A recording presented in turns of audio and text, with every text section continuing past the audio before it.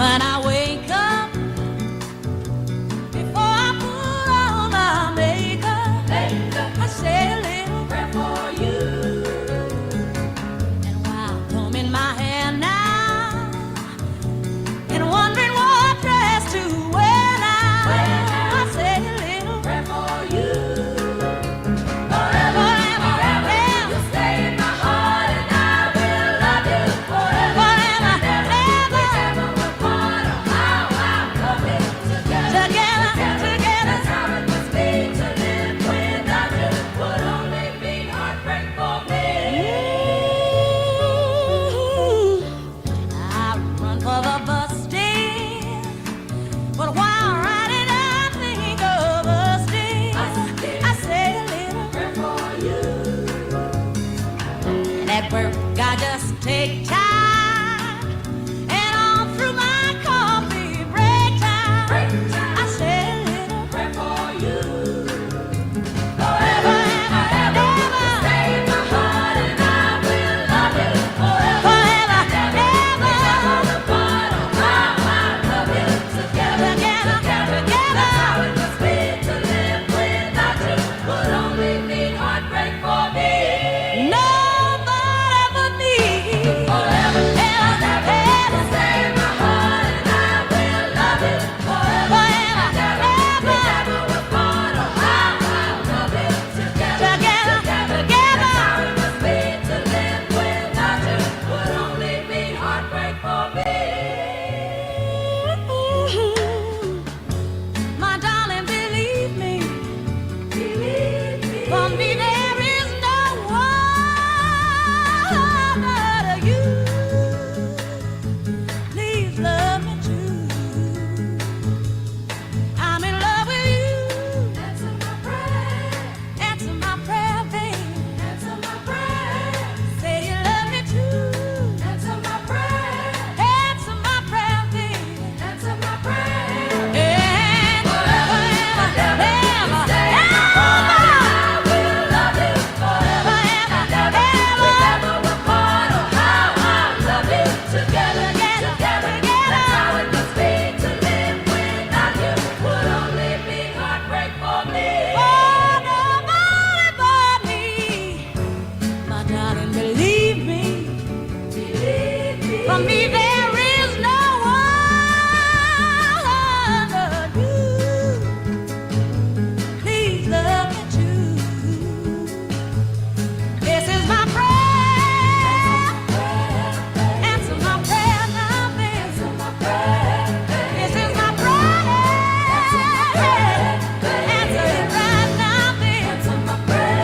Say you love me too. Answer my prayer.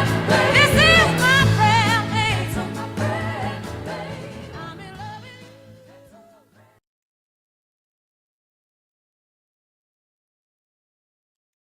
Hey, I'm back. All right, so we heading into chapter 12, and as I told you in the last reading, the title is First Base with Free Bass. And there's a picture of a free bass and pipe and something else. I don't know. All right, let's get into it. We went into the studio to record Switch 2 in 1979, and we were all alive and ready to work. All of us had fun working together during these early years.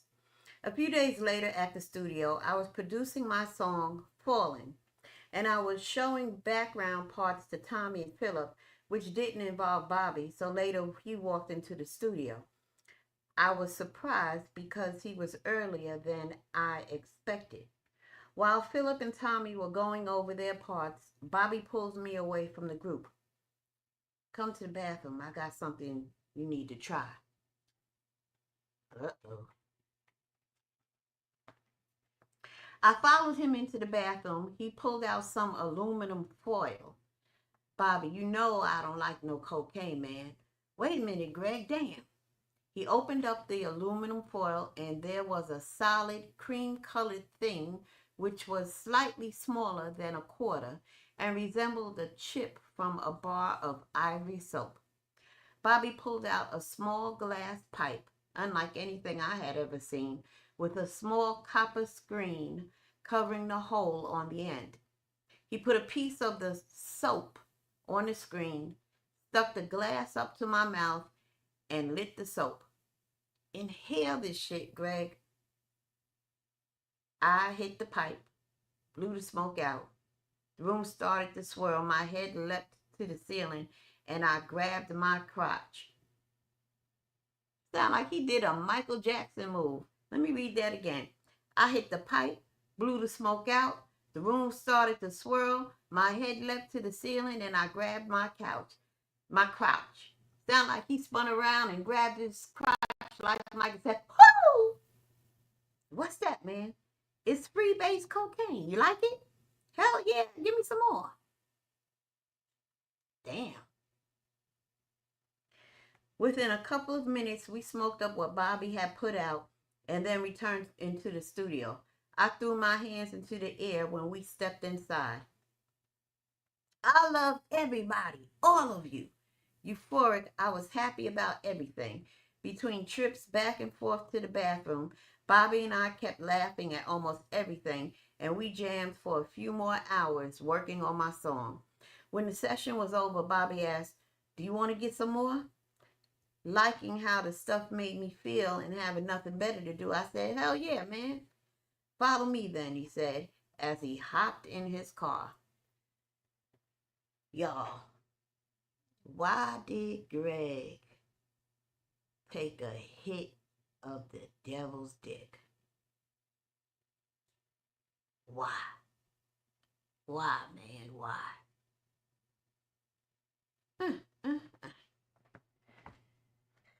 This ain't gonna end well. As I followed, we drove to Franklin Street and Hollywood and stopped at this guy, Roscoe's house. When Bobby and I arrived, we found there were others waiting for this guy to come downstairs. Soon after, Roscoe appeared and called all the folks in sight to follow him. Bobby, me, and about 5 other people followed as instructed and took seats around Roscoe's dining room table. Each of us were given a small glass pipe with a collection screen in it and instructed to put $50 each in this large bowl in the middle of the table as we impatiently waited for him to mix and distribute this freebase. He heated and cooked up a concoction of powdered cocaine, baking soda, and water in a large chemistry glass vial. The mixture was first boiled by a hand torch, then cooled and allowed to harden as it stuck to the handle of a wooden spoon. So this nigga Roscoe was a whole chemist, huh? Not totally understanding what was happening, we watched the concoction in the vial stick to the spoon. Roscoe then scraped off the base into a small pile for each person. Each of us smoked until Roscoe determined it was $50 worth. Then we had to put in more money. I had $200 in my pocket when we walked in, and I was broke and zooming when we left. Smoking freebase became part of my life from that moment and would last a little more than 3 years. Bobby and I seldom got high together after that because the album was almost finished, and outside of switch moments, he hung with his new friends and I hung with mine. But the game was on and popping for both of us, with Tommy briefly waiting in the wings before his number came up. Damn. Almost 3 years of freebasing? Jesus. Although I later realized that I was hooked from that first night, that first hit, it took more than a year before noticeable signs of addiction reared their ugly heads. Although I enjoyed the way freebase made me feel, I found myself wanting to leave it alone. And because I had such a full schedule between studio, songwriting, meetings at MOTOWN, and spending time with my then girlfriend Kathy, I barely had time to get high anyway. So I made no big deal of it and only indulged at spare intervals.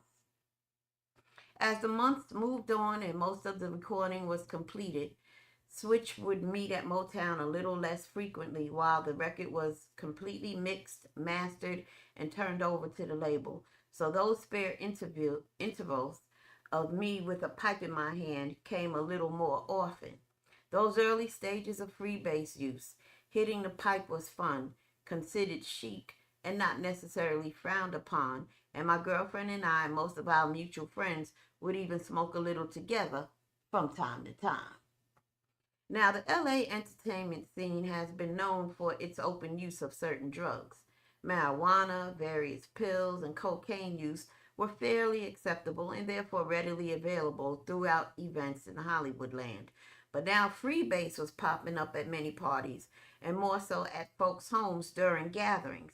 Now, there were other less popular drugs available like heroin, sherm, aka angel dust, barbiturate-based cough syrups, and even various types of acid, which had somewhat fallen from the scene over the early 70s.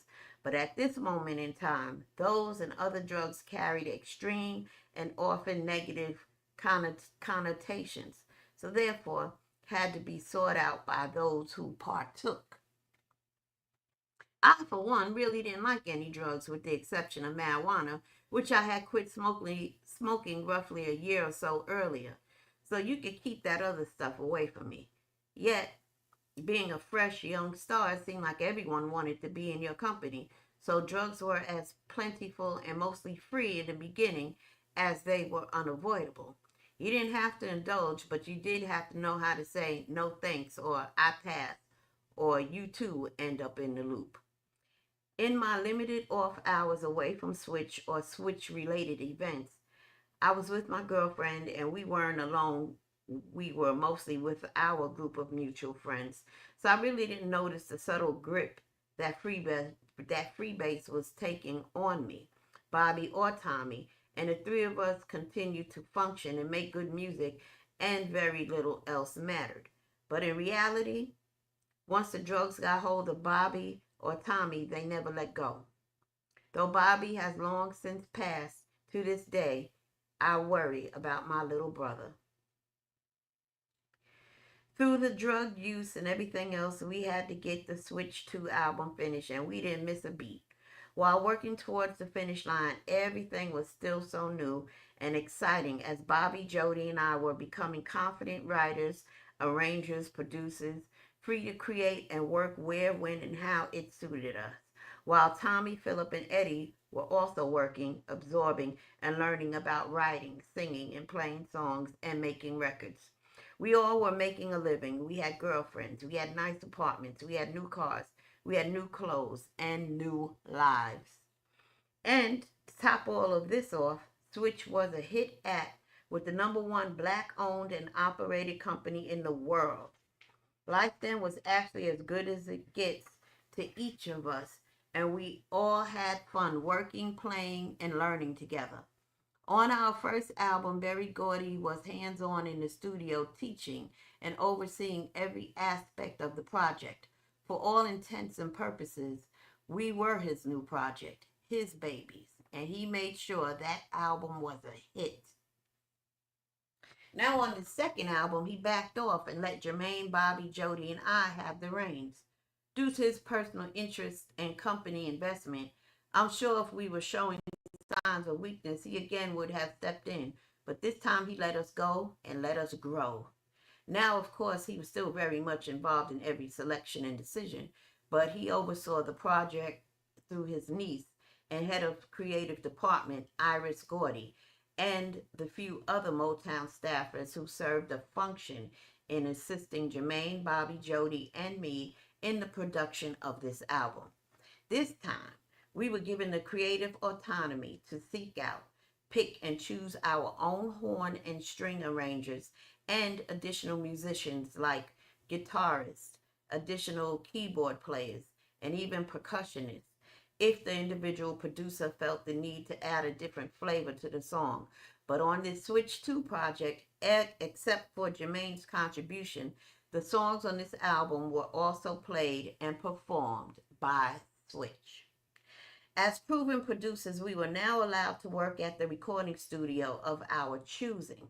Having been introduced to most of the high-end recording studios throughout Hollywood land over the past year or more, Switch opted to bounce back and forth between Hitsville, USA and ABC Recording through the making of this album, depending on which one had studio time available to use and our choice of engineer. After learning who most of the top engineers were in Hollywood, we forged relationships with legendary engineers like Art Stewart and Bob Robitaille, or Robitali, something like that, who were on the staff at Hitsville, and Barney Perkins and Reggie Dozier, who were independent but worked mostly at ABC during that time. So, with Barney and Reggie being number one and two on Bobby's, Jody, and my list of favorites, most of Switch 2 was done at ABC Recording. Life seemed to be very full for Switch members after signing to Motown Records. Our individual creative time suffered to a small degree from what we were used to. Those of us who were songwriters brought what we had to the table for the first Switch album, and again the Switch 2 album project. Being new to the whole professional recording and songwriters process, we had less of our own original songs to choose from that we did on the first project. But fortunately, songs from Jermaine, Bobby, Jody, and I were strong enough that no additional producers were needed or allowed. This time, our song arsenal included Best Beat in Town and I Call Your Name, which were released as singles and hit records for Motown's newest stars. As with the first album, the band had practiced and learned these songs too. So when we went into the studio, the tracks were finished in one day. The vocals, overdubs, which is simply adding new parts, and other arrangements, i.e. strings and horns, would take up far more of the production time, and still for us the time passed very quickly from start to finish. Together, including Jermaine Hazel and Michael McGlory, we had much fun and many new experiences recording this album. I recall one day while working over at Hitsville, USA, I and my engineer were in the studio cleaning tracks on Falling, when who just walks in but Berry Gordy with Diana Ross to hear what I was working on. As this was my first time meeting her, he introduced her and then asked did I mind if they sat in for a minute to hear what I was working on.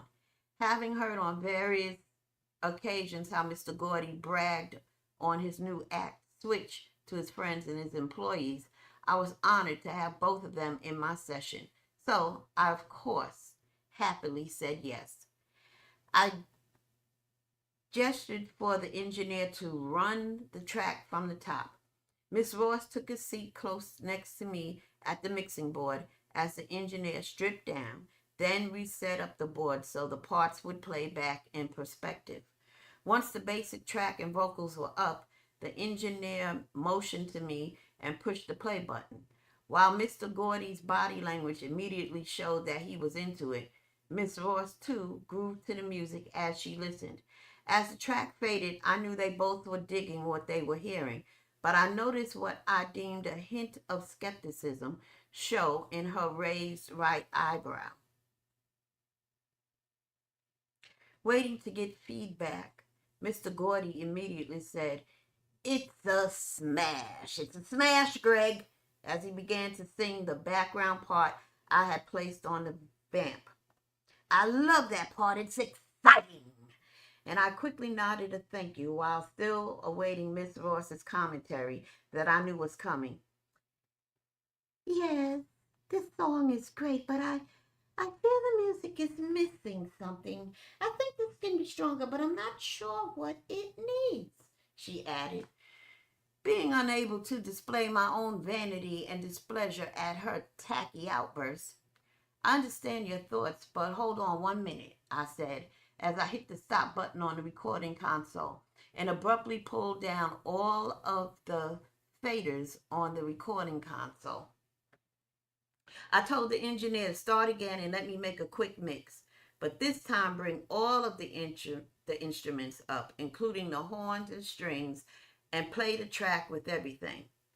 This took a minute, and during that time, Mr. Gordy called me over to him and asked how things were going in the studios, how the other band members were doing, and how I was feeling about my life in general. By now, though infrequent, I had gotten used to having conversations like this with him on the phone and face to face, and I understood that I was the go to guy for him and everyone when they wanted the serious lowdown on Switch members. I really appreciated the respect he gave me as a musician, as band leader, and as a man. The engineer had finished and stood up to let me know that he was ready when I was. I walked over to the board and hit the play button. As the song came on, Miss Ross stood up from her chair, started moving her shoulders, and as it continued, danced throughout the entire song. Now that is a smash, she said in the way that only she can say it. She then reached out and shook my hand, then turned to Mr. Gordy as he gestured it was time to leave. Keep up the good work, he said to me as they made their way out to the exit. See, I told you this would be a treat, he said to her as they walked out the studio, hand in hand. Watching them groove and the fact Mr. Gordy had brought her in to hear my music confirmed Switch was a big part of Motown's present and history's future. Another day, Bobby, Jody, and I were working at Hitsville overseeing the mixing of I Call Your Name, and Stevie Wonder was led into the control booth. He sat down, his head moving to multiple rhythms, and when the song ended, he cocked his head to one side. Can I hear that again? Bobby and I were delighted. He wanted to hear our song again and asked the engineer to play it. Halfway through the first chorus, Stevie held up his hand. Could you go back a bit? I hear a flat note. The section was played again and he stopped it at the same point. I hear this note that's not right. We played it 3 times and Bobby and I didn't hear it. Bobby leaned back in his chair behind Stevie and shrugged his shoulders, looking at me. I know Stevie felt his movement and our bewilderment. Well, fellows, you know I'm blind and I hear all kinds of things others don't hear. It doesn't take away from the music, though. This is a hit and you fellas are tight. Thanks for letting me listen. He shook our hands and left. Bobby, Jody, and I listened to the track 4 more times and still couldn't hear what Stevie heard. It wasn't until I was riding in my car one day and I Call Your Name was being played that I heard that note. I stopped at a telephone booth and called Bobby. Bobby, I just heard I Call Your Name, and guess what? What's that? I heard that note Stevie mentioned. It's in the second chorus. Bobby held his breath. Hold on a minute, he said. I heard him walking. Then I heard music from his cassette player. And when the song reached the first chorus, the typical Bobby came out. Motherfucker really heard that shit. I can hear it now too, he said as he came back to the phone. Greg, that bad motherfucker got ears beyond human. I told you that's Stevie you talking about. Laughing, we said goodbye and hung up the phone. With Switch 2 playing on the radio stations around the world, we were constantly given updates on how well the record was selling. I Call Your Name reached number 8 on the R&B charts and number 83 on the U.S. charts. The Best Beat in Town reached number 16 on the R&B charts and number 69 on the U.S. charts. These hits followed There'll Never Be from the first album, which reached number 6 on the R&B charts and 36 on the U.S. charts, and with I Want to Be Closer hitting number 22 on R&B charts. We were being confirmed as one of Motown's major acts. By now, we were repeatedly hearing from different friends, including those who worked in Motown sales, marketing, and publicity departments. We heard you guys are really bad live. Bad meaning good. We want to see you guys perform. When are you guys going out on the road? Concert promoters had been constantly calling and trying to get Switch performance dates, but Motown, through Hazel and Jermaine, had told them no. I was pissed. and puzzled because Switch had arrived and we were being written about everywhere. All the new hit artists across the board, including stars topping the R&B charts like Prince, Rick James, Confunction, Teddy Pendergrass, and various others, were taking it to the road to make money and promote their new releases, while Switch was made to sit on the sidelines and watch. Sadly enough, I did not know what to do, and I had no one to help me change and get my business on the right track. Those who I thought depended on and even paid to do so worked for the other team, which I also thought was working in my best interest, only to later find out how wrong I was to have even considered that, no matter how I was led to believe that. On a multitude of levels, Switch was screwed from the beginning. First, due to our own inexperience in the music business and our having to endure Bobby's ongoing psychological condition and in Motown's manipulative and unscrupulous methods. My spirit actually knew it, but due to my lack of education, business sophistication, and mostly my then naive nature, which always gave the benefit of the doubt in all situations, it took much longer for me to consciously catch on. Now, Falling was on the B-side of the single. Besides the fact that DJs across the country were adding the song to major rotation, it was played accidentally on American Bandstand's radar record and was the highest rated record in the show's history, rating a 99. However, my spy in the marketing department told me Motown refused to release and promote it as the next single. One would think by now that I would have a serious problem in coming to know that no matter what I wrote, arranged, produced for my own band, no matter how good it was to all that heard it, that Berry Gordy would push it to the side to promote his star, Bobby DeBarge. But my thoughts and sincere feelings, after acknowledging that Philip's great talents were too being kicked to the curb to satisfy one man's lust for power, control, and ego, were if this is what it takes to put me and my guys on top, bring it on. I can take this outcome and build on it. The success of Switch 2 was a blessing, but it opened the door to a host of new problems with Bobby. First of which, by now, he was dissatisfied with the bi-weekly checks we received from Motown. He demanded a bigger paycheck, even though he was already being advanced an extra $2,000 per month from his own songwriter royalties, while he thought me and other band members were unaware of his underhanded actions. He was paranoid of everyone in and around his life.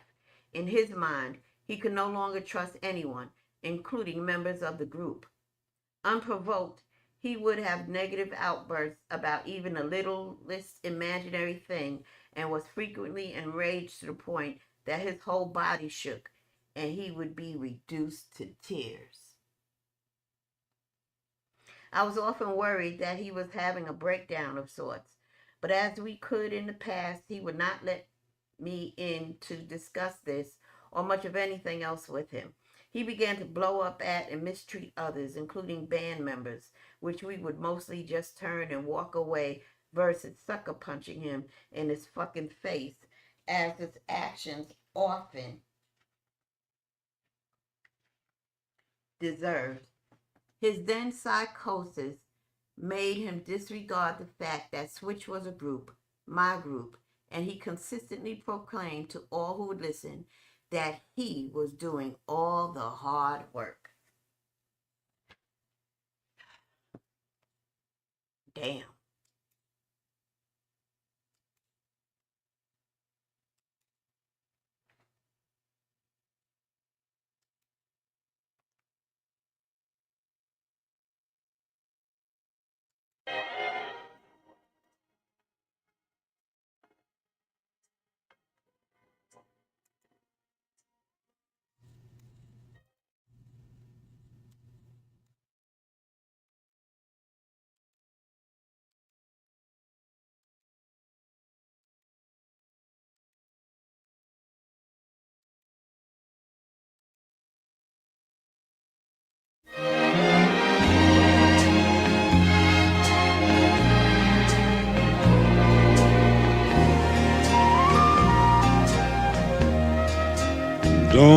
look so sad. I know it's over, but life goes on, and this whole world will keep on turning. Let's just be glad we had some time to spend together. There's no need to watch the bridges that were burning. Lay your head upon my pillow. Hold your warm and tender body close to mine. Hear the whisper of the raindrops blowing soft across the window. Make believe you love me one more time, for the good time.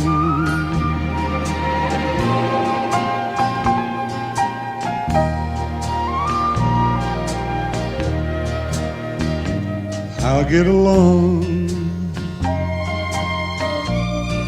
you'll find another, and I'll be here if you should find you ever need me.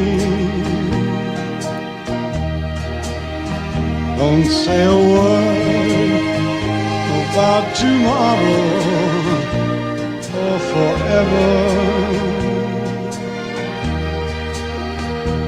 There'll be time enough for sadness when you leave me.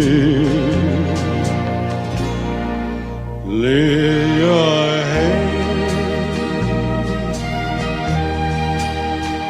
upon my pillow.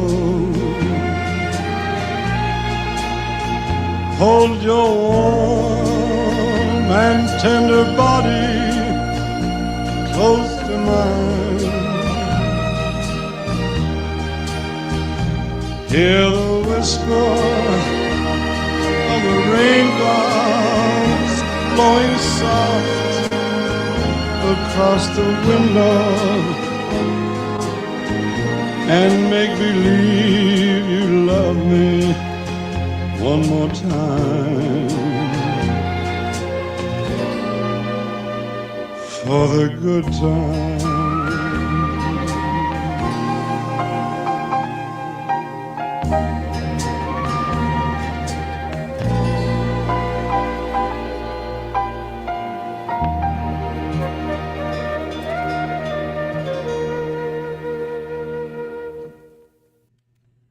Yeah, I will Cash App the first person who types in chat who sang For the Good Times first, because that was the version by Dean Martin. All right. In his mind, he was writing the hits, and the gold albums were solely attributable to him alone. Bobby's psychosis and ignorance had become totally overbearing, as he felt and blatantly stated that it was he and he alone who made Switch what it was. He wanted out to become a solo artist. And I too wanted his ass out of my band because, with all of the problems that were continuing to surface, he was actually destroying us from the inside out. But because of Motown's refusal to let the band go in separate directions, we stuck it out as best we could, and on the surface continued on as if all was right with the world.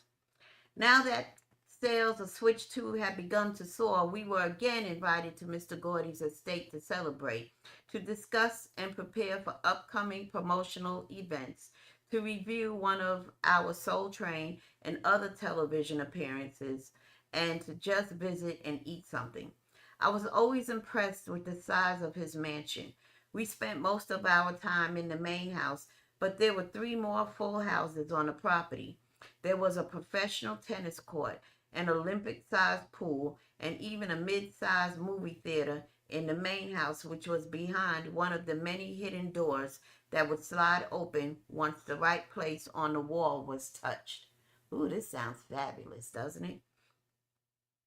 We had spent much of the day there talking and laughing, among other things. So around lunchtime, we were provided menus from which we could individually select the food of our choice. Mr. Gordy's chef, Mr. Gordy's chef and kitchen staff would fix each of us what we wanted and served it in whatever area we were in.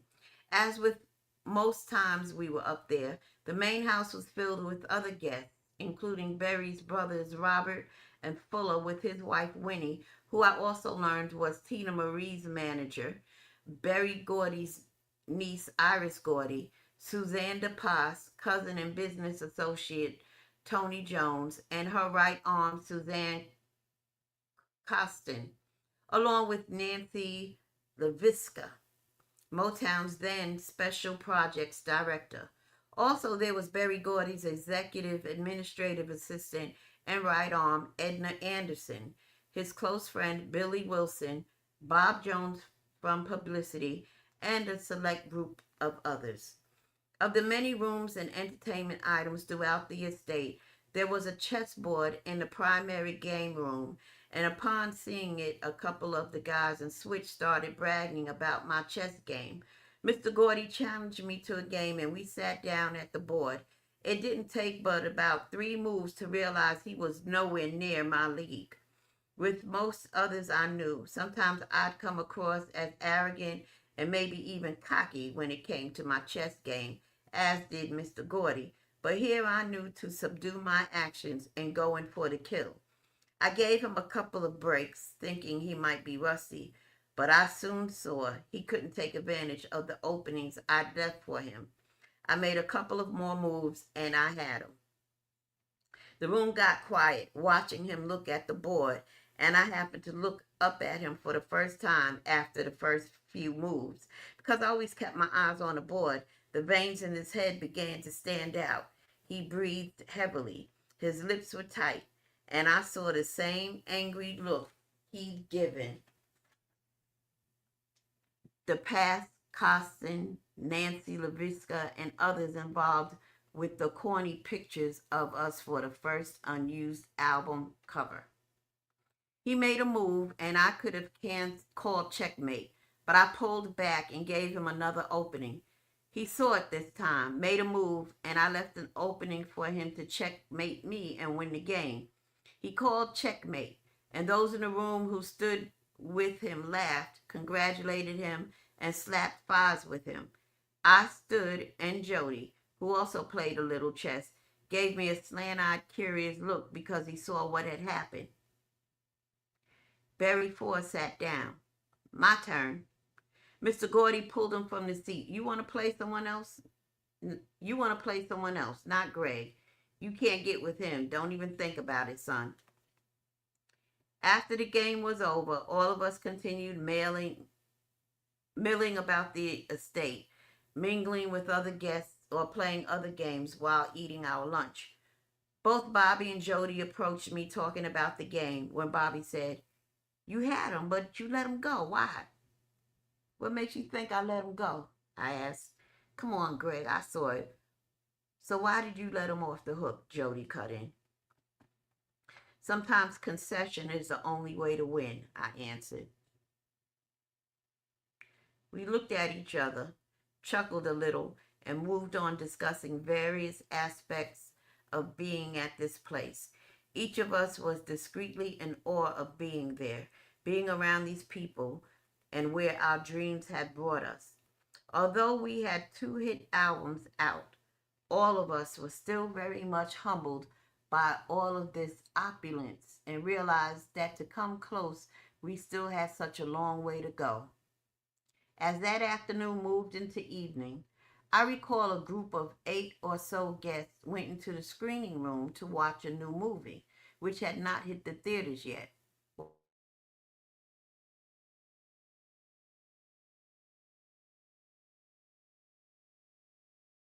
Jermaine musical ideas on one of his stereo cassette systems. We all listened to the music and discussed our thoughts on our career. We talked about our next album and when we might get to go on the road, which the latter was quickly discouraged. So I let it go and went with the flow. He would take a little time and share what Motown and a few of the artists like Marvin Gaye, Diana Ross, Smokey, and even Florence Ballard were like back when the company was in its infancy. I could see it in his face as he talked how magical all of it was to even him. His voice became very expressive as he spoke on one person and thing or another. Again, we were each in awe just to be in his presence and to be privy to his sharing bits of his own history. As it began to get dark, we headed back to the main house to join the others in drinks, hors d'oeuvres, and socializing till it was time to go. As our evening there was ending, and Jermaine, Hazel, and Switch stood waiting in the front entryway for our stretch limo to pull up, we were all saying our goodbyes when Mr. Gordy summoned me to the side and said, "Greg, you've got a damn good chess game. You had me there for a while." I smiled and listened and probably nodded involuntarily as I maintained my composure whilst thinking to myself, you know I had you, and that's all that really matters. Then this serious look came over his face and he said, "But don't come up here expecting to win anything."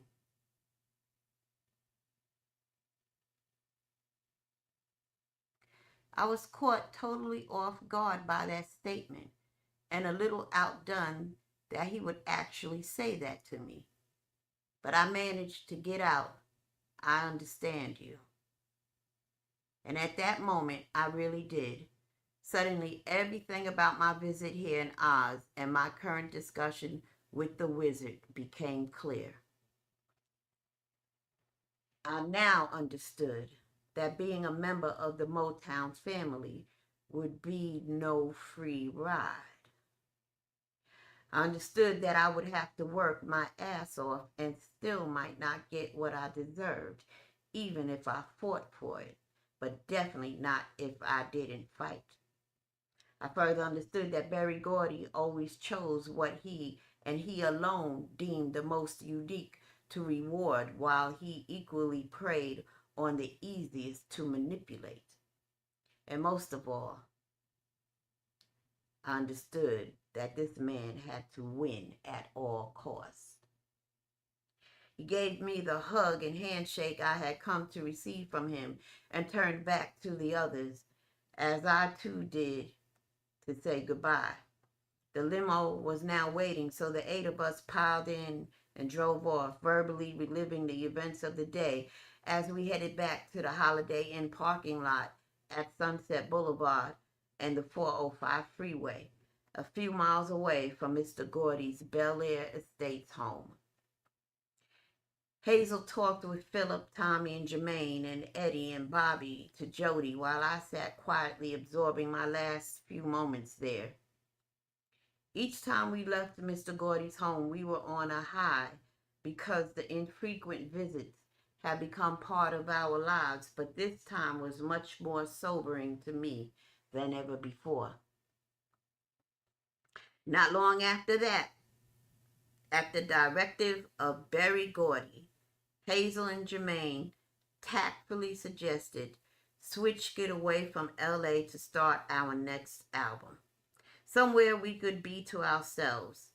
I shortly came to know that this was Motown's unspoken effort to try and bring Bobby out of the dope houses, the gay nightclubs, off the streets, and back from his road to self-destruction. And I'm hoping and praying that with this move, maybe I can pull my band back together too. Well, that was the end of chapter 12. So I introduced a little contest. I played For the Good Times by Dean Martin, and I was willing to cash app whoever typed in the chat who sang the song For the Good Times first. And I see Lele Marie said Al Green. And wrong answer. The answer is the individual who wrote the song and who is also the individual who sang the song first was Chris Christopherson. Look it up on YouTube, For the Good Times, Chris Christopherson. I'll be frank with you. He wrote a damn good song, but when he sings it, it sucks. Dean Martin knocked it out the park, and we know what Al Green did. So, hey, that is the answer, and I get to keep $10. But you know what, Lele? Put your cash app in the chat, and I'll cash app you $10 just for making an effort. I'll wait. And I'm going to go out with this song as I wait for Lele Marie to put her cash app. Or you can, if you don't want to put it in the chat, you can email me your cash app at madamwhipbass7. Madam Whipbass, the number 7, at gmail.com, and we can do it that way. So I'm gonna wait while this song plays, and I will cash app you $10.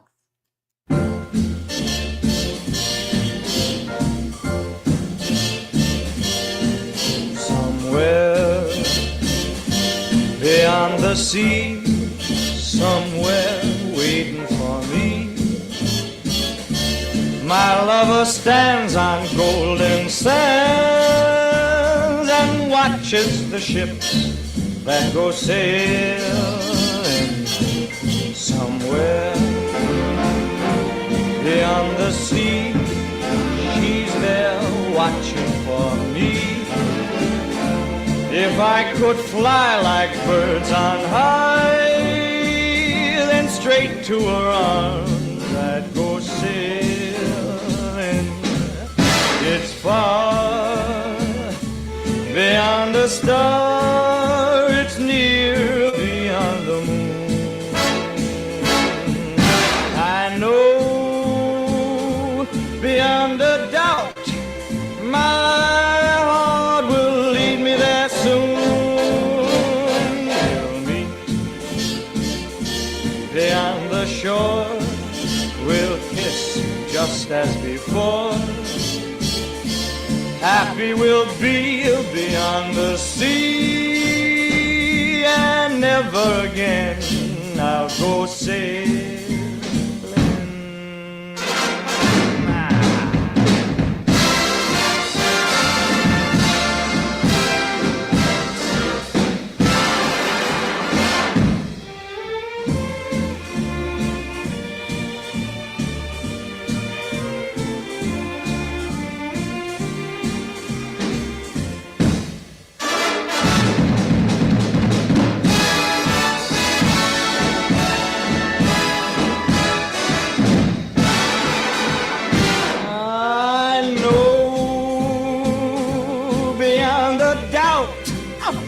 My heart will lead me there soon. We'll meet, I know we'll meet beyond the shore. We'll kiss just as before. Happy we'll be beyond the sea.